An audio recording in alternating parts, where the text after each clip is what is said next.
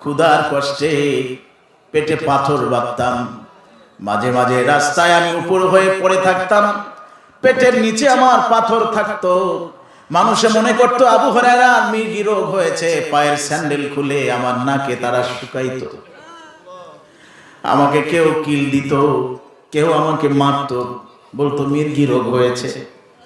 কিন্তু আমার সাথীরা তোমাদেরকে সাক্ষী রেখে আমি বলি, আমি আবু হুরায়রা মির্গি রোগে ছিলাম না, আমি আবু হুরায়রা পেটের ক্ষুধায় পাথর বেড়ে উপর হয়ে পড়ে থাকতাম।